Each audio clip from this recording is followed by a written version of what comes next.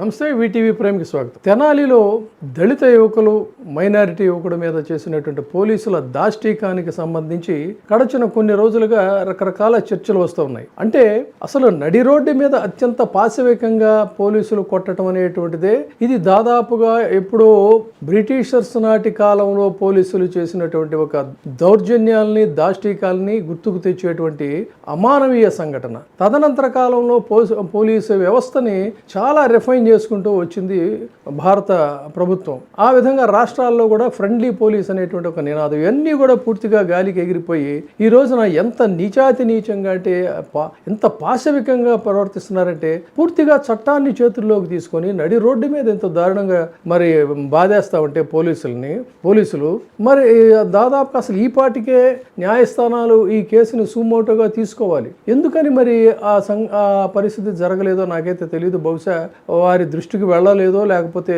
ఇంకా వాటికి సంబంధించింది ఏమన్నా పరిశీలిస్తున్నారో తెలియదు. ఖచ్చితంగా మనకి న్యాయ వ్యవస్థ మీద అయితే విశ్వాసం ఉంది. ఇలాంటి ఘటనలు గతంలో జరిగినప్పుడు చాలా అత్యంత కఠినంగా న్యాయస్థానాలు ఈ దారుణాలకు పాల్పడినటువంటి వాళ్ళ మీద వ్యవహరించినటువంటి సంఘటనలు చాలా ఉన్నాయి. ఆ విషయం అలా ఉంచినట్లయితే అసలు ఇందులో ఒక సంఘటన జరిగిన తర్వాత చాలా రోజుల తర్వాత ఈ వీడియో బయటకు వచ్చింది. దీనికి సంబంధించి జగన్మోహన్ రెడ్డి పరామర్శకు వెళుతున్నాడు అనగానే ఎన్ని రకాల కథనాలు వచ్చాయంటే వీళ్ళు గతంలో మాసెస్ని ఎంతగా ఇన్ఫ్లుయెన్స్ చేశారంటే మళ్ళీ తిరిగి అలాంటి పరిస్థితే ఈ సంఘటనలో కూడా వచ్చింది. ఇదే ఉదాహరణ. అసలు జగన్మోహన్ రెడ్డి ప్రభుత్వం ఘోరం, దారుణం, ఇది ఆర్థిక విధ్వంసాన్ని చేసి ఎట్లా అయితే పబ్లిక్ని ఇన్ఫ్లుయెన్స్ చేసి నిజమే అని చెప్పని భ్రమింపజేసి ఓడించడానికి వాళ్ళు సక్సీడ్ అయ్యారో ఈ కేసులో కూడా ఇంచుమించుగా ఆ మీడియా అంతా కూడా ఒక్కసారిగా ఎలా తయారైందంటే వీళ్ళు అసలు అత్యంత రౌడీల్లో మామూలు రౌడీలు కాదు, కరడుగట్టిన నేరస్తులు. ఈ కరడుగట్టిన నేరస్తులు అసలు ఆ ఏరియా అంతా కూడా పూర్తిగా నేర ప్రవృత్తి, అక్కడ నివసించే వాళ్ళంతా కూడా అలాంటి వాళ్ళే. ఆ ప్రాంతంలో అసలు అటువైపు వెళ్ళాలంటే కూడా జనం భయపడే పరిస్థితి. ఇలాంటి కరడుగట్టిన నేరస్తులు, రౌడీ షీటర్లు అనేక కేసుల్లో ఉన్నటువంటి వీళ్ళని పరామర్శించడానికి జగన్ వెళ్ళేది. ఒక నాయకుడు, రాజకీయ నాయకుడు, మాజీ ముఖ్యమంత్రి ఇలాంటి పనులు చేస్తాడని చెప్పని మీడియాలో కథనాలు రావటం, ఆ కథనాలు ఎంతగా ఇన్ఫ్లుయెన్స్ చేశాయంటే దాదాపుగా జగన్మోహన్ రెడ్డి గారికి పట్ల కొంత సానుకూలంగా వ్యవహరించేటువంటి మీడియా కూడా ఆ మీడియాకి ప్రభావితమై అవును నిజమే కదా, మరి ఇలాంటి వీళ్ళని పరామర్శించడానికి వెళితే రేపు పొద్దున పరిస్థితి ఎలా ఉంటుందని వీళ్ళు కూడా వ్యాఖ్యానాలు చేసేంతగా వాళ్ళు ఇన్ఫ్లుయెన్స్ చేశారు. అయినా సరే మరి ఎందుకు వెళుతున్నాడు అని కొంతమందికి అయితే ఆశ్చర్యం వేసింది. వాళ్ళు కరడుగట్టిన నేరస్తులు అని చెప్తున్నారు కదా, నేరస్తులు అని చెప్తుంటే అలాంటి వాళ్ళని పరామర్శించడానికి ఈయన వెళ్ళడం ఏంటి అని చెప్పని. కానీ ఎన్నో ఈ సమాజంలో పేదల బతుకులు, అనేక చీకటి బతుకులు, అన్యాయాలకి అక్రమాలకి గురైపోతా మేరీ ఆవాజ్ సునో అని చెప్పనని గొంతెత్తి చించుకున్నా కూడా వినిపించుకోనటువంటి పరిస్థితుల్లో ఉన్న సంఘటనలు చాలా ఉన్నాయి. అలాంటి చోటలకి ఇటువంటి నాయకులు వెళ్ళకపోతే నాణ్యానికి మరొక వైపు ఏంటి, అసలు వాస్తవాలు ఏంటి అనేటువంటివి బయటికి రావు.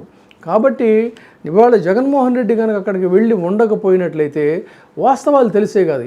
ఎంత కఠోరమైనటువంటి సత్యాలంటే వాళ్ళు ఒకతనేమో జాన్ విక్టర్ అనే అతనేమో జూనియర్ న్యాయవాది వృత్తిలో ఉన్నాడు. అంటే ఒకతను జూనియర్ అడ్వకేటు, ఇంకొక అతను తర్వాత ఇంజనీరింగ్ కాలేజీలో చదువుకుంటున్నటువంటి చెల్లెలు ఉంది. ఇతనేమో మెకానికల్ ఇంజనీర్ రాకేష్. అతను హైదరాబాద్లో జొమాటోలో పనిచేసుకున్నాడంటే పేదరికంలో ఉండి కూడా ఏదో రకంగా కుటుంబంలో పైకి రావాలని కృషి చేస్తున్నటువంటి నేపథ్యంలో చెల్లెలు ఇంజనీరింగ్ చదువుకుంటుంది, ఇతను మెకానికల్ ఇంజనీరింగ్ కూడా చదివి జొమాటోలో పనిచేస్తున్నటువంటి పరిస్థితి.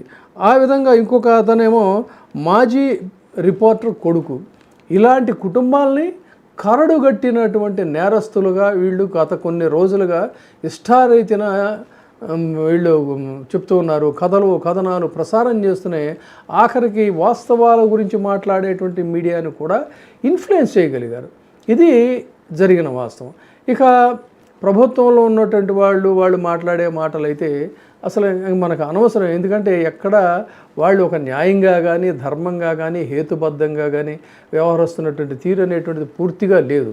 అయితే ఇక్కడ జగన్మోహన్ రెడ్డి ఈయన కనుక వెళ్ళి ఉండకపోయినట్లయితే ఈ వాస్తవాలన్నీ కూడా తెలిసే కదా. జరిగిన సంఘటన ఏంటి, ఈ సివిల్ డ్రెస్సులు అంటే ఇప్పుడు పోలీసులు, నిజమైనటువంటి పోలీసులు, మర్యాదస్తులైనటువంటి పోలీసులు కొంతమంది ఉంటారు. పోలీస్ అనగానే ఒక మదంతో వ్యవహరించేటువంటి వాళ్ళు కొంతమంది ఉంటారు.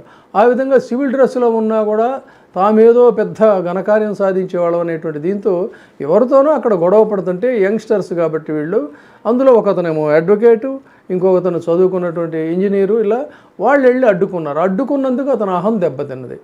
ఆ విధంగా అహం దెబ్బతిన్నది కాబట్టి నాకే పోలీసు వాడు నా మీద ఎదిరిస్తారా మీరు అని చెప్పి చితకబాది అంతటితో సంతృప్తి చెందక నడి రోడ్డు మీదుగా తీసుకొచ్చి మరి వాళ్ళని అత్యంత పాశవికంగా తన్నటమే కాకుండా బోన్స్కి ఏదో ఇవైతే స్టీల్ రాడ్స్ ఉన్నాయన్నా కూడా కనికరించకుండా దారుణంగా మీదకి ఎక్కి మరీ తొక్కిన సంఘటనలు అన్నీ కూడా అందరూ చూశారు. అయితే ఇతను ఈ జూనియర్ అడ్వకేట్ ఎవరైతే ఉన్నాడో అతన్ని నేరస్తుడిగా చిత్రీకరించడం కోసం అని చెప్పిన అతని చేతిలో కత్తి పెట్టారంట. అతని దగ్గర కత్తి దొరికిందని. అడ్వకేట్ ఎవడండి కత్తి పట్టుకొని తిరిగేది? కత్తి పట్టుకొని తిరిగేవాడు అసలు అడ్వకేట్ వృత్తి ఎందుకు తీసుకుంటాడు? ఇది ఒక లాజిక్. తర్వాత ఎక్కడి నుంచో ఒక సంఘటన కోసం అని చెప్పని వచ్చారు వీళ్ళు. ఆ వచ్చిన తర్వాత వాళ్ళకి అసలు ఎందుకు ఇంత కక్ష ఉంటుంది, పోలీసుల మీద తిరగబడాల్సినటువంటి కక్ష ఎందుకు ఉంటుంది వీళ్ళకి? ఇది ఒక పాయింట్. తర్వాత ఇంకొక పాయింట్ ఏంటంటే వీళ్ళు గొడవ పడిన తర్వాత కూడా సంతృప్తి చెందక తిరిగి మళ్ళీ కొట్టిన తర్వాత ఇక్కడే ఒక పెద్ద అద్భుతమైనటువంటిది. ఈ ఆంధ్రప్రదేశ్లో జరుగుతున్నటువంటి పరిస్థితుల మధ్య ఒకవైపు బయటికి రాలేక లోపల జరుగుతున్నటువంటి అన్యాయాలను చూసి సహించలేక ఉన్నటువంటి మానవతావాదులు కొంతమంది ఉన్నారు.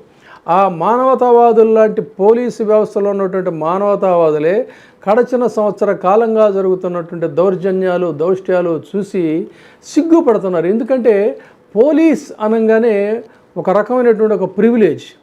మా నాన్నగారు పోలీస్ అని పిల్లలు చెప్పుకునేటువంటి ఒక ఘనత ఉంటుంది.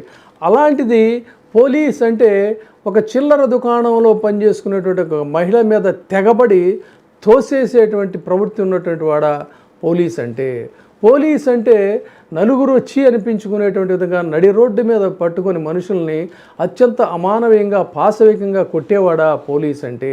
ఎక్కడో వేరే ప్రాంతంలో ఉన్నటువంటి యువతుల్ని వాళ్ళని తీసుకొచ్చి వాళ్ళని అమానవీయంగా తప్పుడు కేసులు పెట్టి తిప్పేటువంటి వీళ్ళ మా నాన్నంటే ఇటువంటి వాడా అని అనుకునేటువంటి రీతిలో పిల్లలు కూడా ఉంటారని సిగ్గుపడి ఆ పోలీస్ అనేటువంటి ఒక పరువుకి వస్తున్నటువంటి మచ్చ చూసి సహించలేక సిసలైనటువంటి పోలీసులు ఏం చేశారంటే ఈ వీడియోని లీక్ చేశారు. పోలీసులే లీక్ చేశారు.